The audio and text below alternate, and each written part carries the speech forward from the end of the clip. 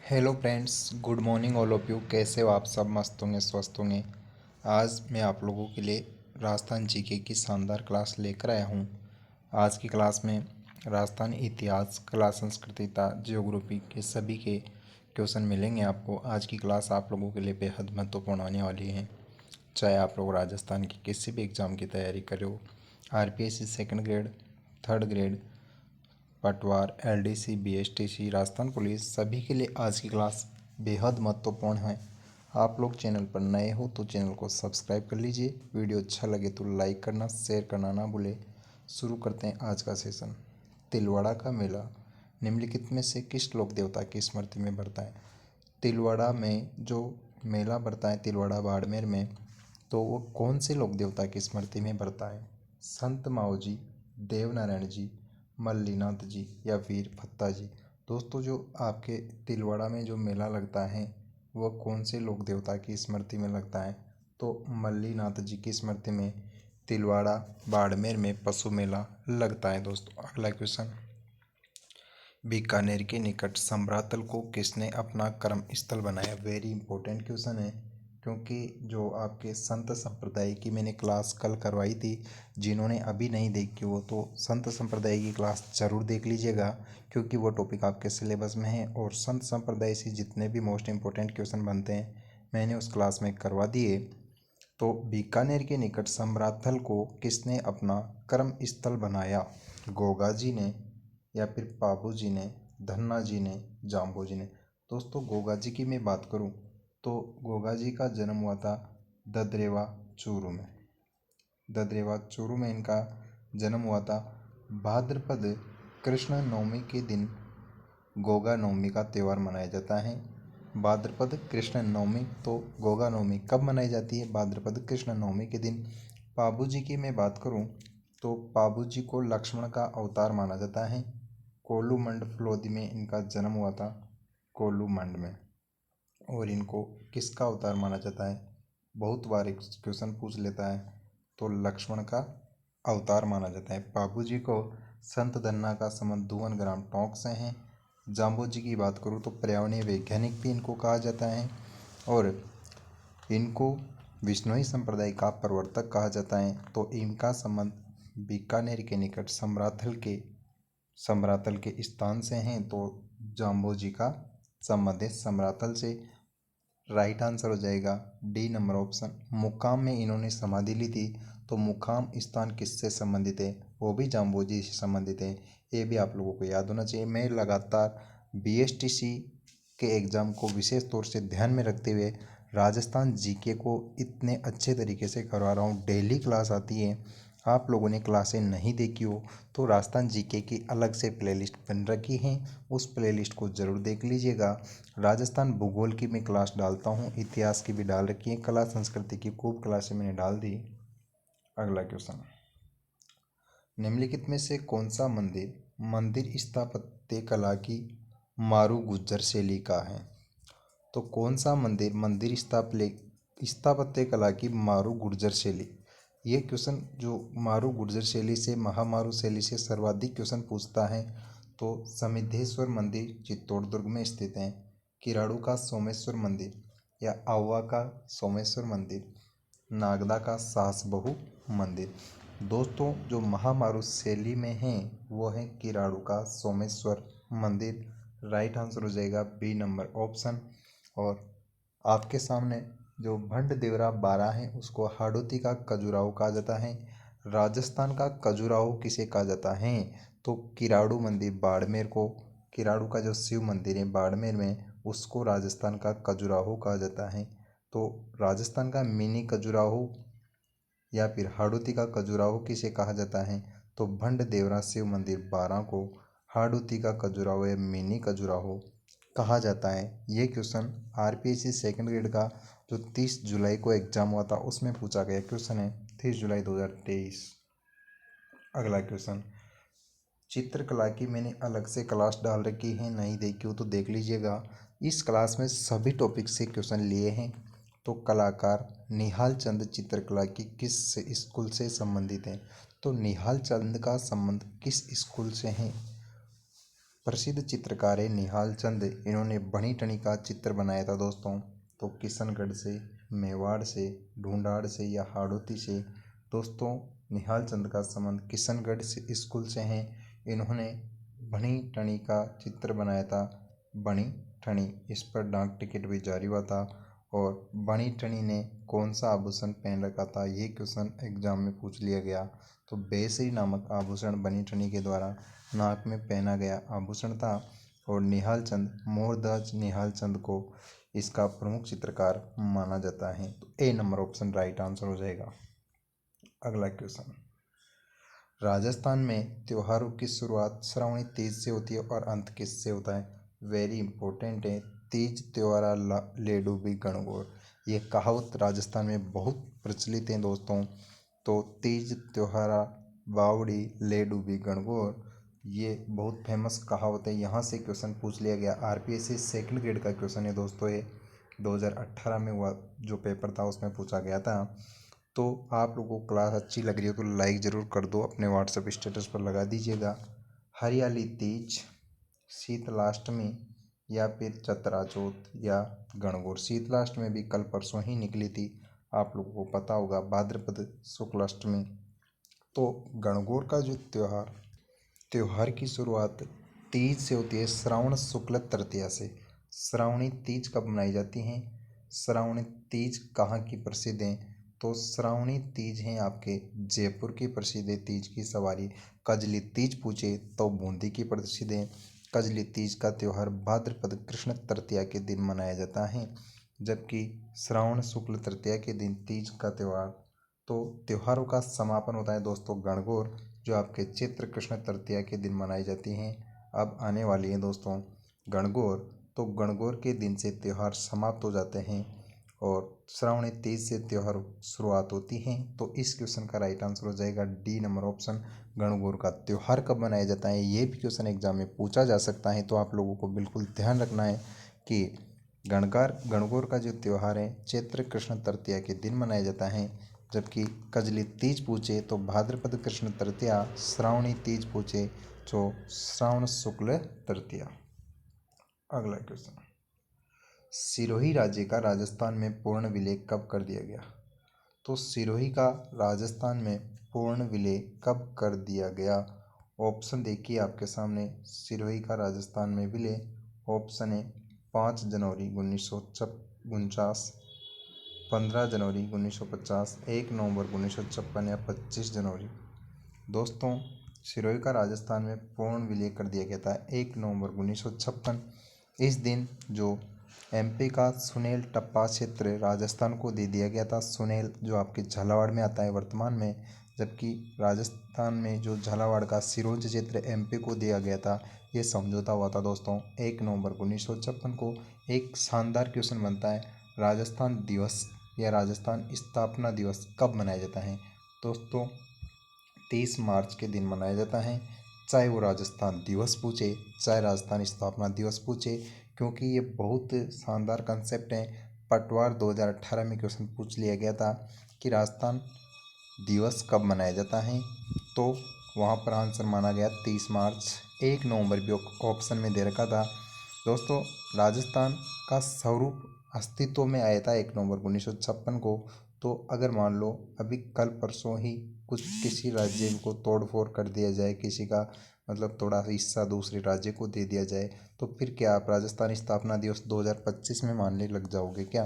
तो इसलिए राजस्थान दिवस पूछे या स्थापना दिवस पूछे तो 30 मार्च ही आप लोगों को आंसर करना है, क्योंकि कर्मचारी चयन बोर्ड ने 30 मार्च ही आंसर माना है। गौरी नृत्य किस जनजाति से संबंधित है। वेरी इंपॉर्टेंट है दोस्तों। राजस्थान के लोक नृत्य आपके सिलेबस में है।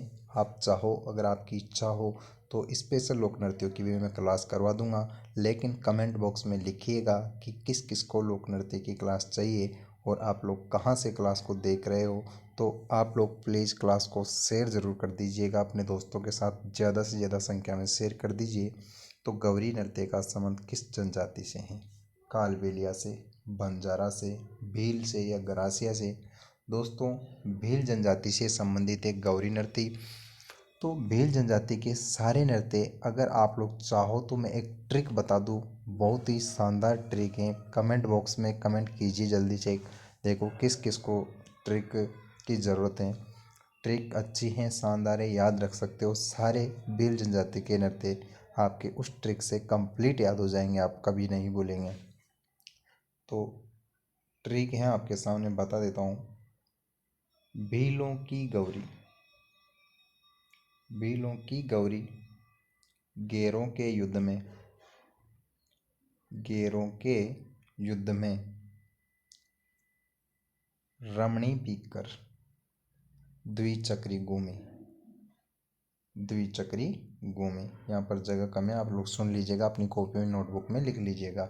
तो भीलों की गौरी गेरों के युद्ध में रमणी पीकर द्विचक्री घूमे। भील तो जनजाति हैं, गौरी तो एक इनका प्रसिद्ध नृत्य। एक तो हो गया गौरी, एक हो गया गेर नृत्य, एक हो गया युद्ध नृत्य जो भील जनजाति का है, द्विचक्री नृत्य, रमणी पीकर मतलब रमणी नृत्य हो गए एक। तो भीलों की गौरी गेरों के युद्ध में रमणी पीकर द्विचक्री नृत्य भी इनका नृत्य हैं। तो आप लोगों को सारे नृत्य कंप्लीट याद हो जाएंगे, बस आप लोग जुड़े रहिए इजी ट्रिक के साथ। लेकिन क्लास को आप लोग शेयर नहीं करते, लाइक नहीं करते, इससे मज़ा नहीं आता। लाइक शेयर तो बराबर करते रहिए। अगला क्वेश्चन, अहीरवाटी बोली राजस्थान के किस क्षेत्र में बोली जाती है? अहीरवाटी बोली किस क्षेत्र में बोली जाती है? मारवाड़ में, मेवाड़ में, ढूंढाड़ में या मेवात में? अहीरवाटी बोली हैं जो राजस्थान के किस क्षेत्र में बोली जाती है? दोस्तों, अहीरवाटी बोली राजस्थान के किस क्षेत्र में बोली जाती है? ये क्वेश्चन किस एग्जाम में पूछा गया था? जो आपके महिला सुपरवाइजर में और सीईटी का जो एग्ज़ाम हुआ था 2023 में, उसमें पूछा गया क्वेश्चन है। तो अहीरवाटी बोली किन जिलों में बोली जाती है? अहीरवाटी जो बोली है वह मेवात क्षेत्र में, जो अलवर भरतपुर वाला जो क्षेत्र है वहाँ पर बोली जाती है। ये बोली जो कोटपुतली, बहरोड और मंडा और अलवर में बोली जाती है। दोस्तों, जोध राज का जो हमीर रासो की रचना इसी भाषा में है। जोध राज का जो हमीर रासो हैं वह हमीर रासो अहीरवाटी बोली में ही रचित हैं। दोस्तों, तो आपके अहीरवाटी जो बोली है मेवात क्षेत्र में बोले जाने वाली भाषा है।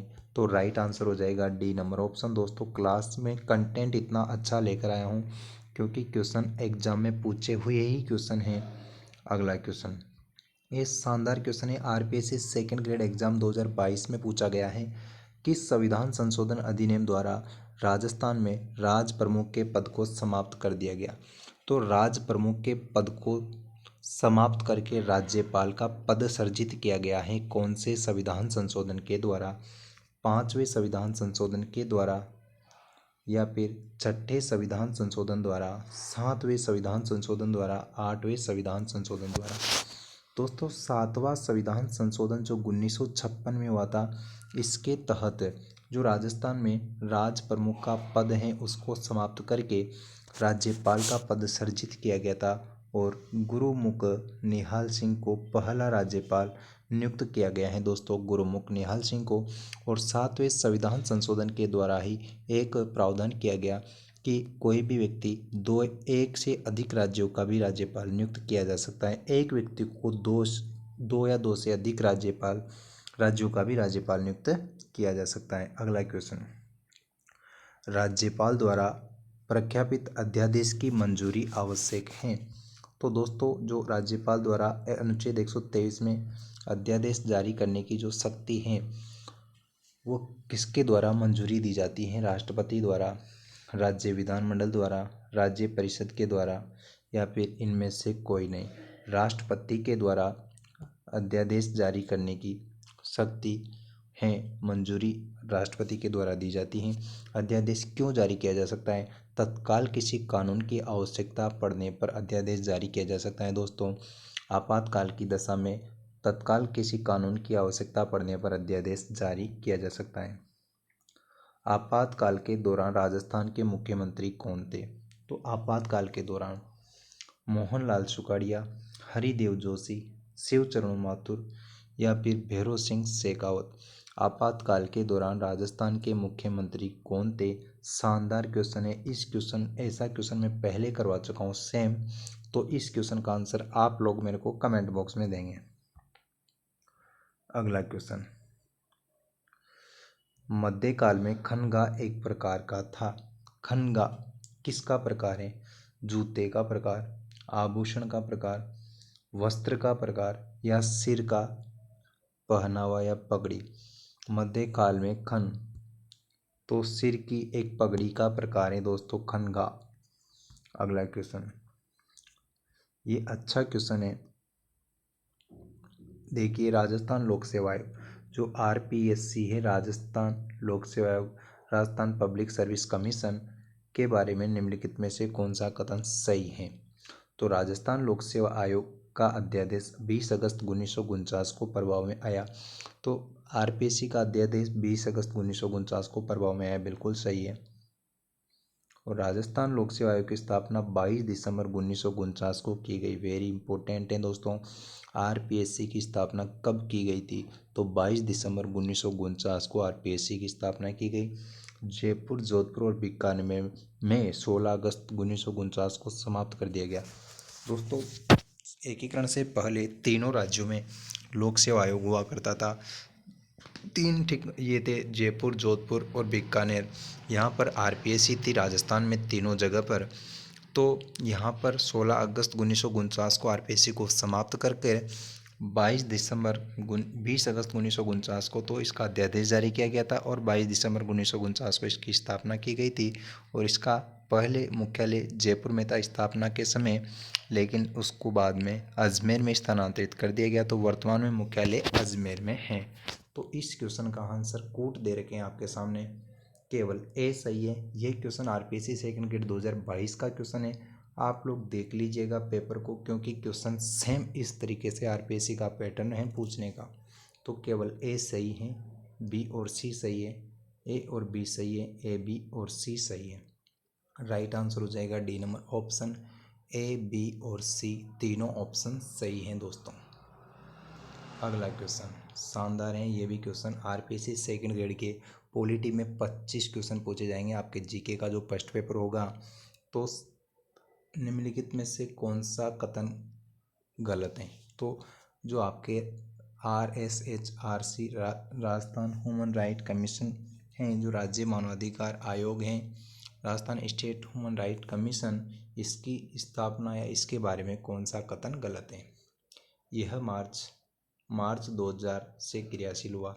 तो ये जो आयोग है मार्च 2000 से क्रियाशील हुआ आयोग, इसमें अध्यक्ष सहित कुल 3 सदस्य हैं। सही बात है, 1+2 हैं इसकी वर्तमान में सदस्य संरचना है, 1+2। राज्य सरकार द्वारा आयोग के गठन की अधिसूचना 1999 में जारी की गई थी। आयोग स्वायत्त संस्थान नहीं है। आजकल क्वेश्चन पूछने का सेम तरीका यही है, क्योंकि आप ऐसे क्वेश्चन का आंसर तभी दे सकते हो जब आपको उस टॉपिक के बारे में सारी जानकारी है। तो इस क्वेश्चन का आंसर है डी नंबर ऑप्शन, क्योंकि इसका राइट आंसर डी हो जाएगा, राज्य मानवाधिकार आयोग का जो स्वायत्त संस्थान नहीं है। अगला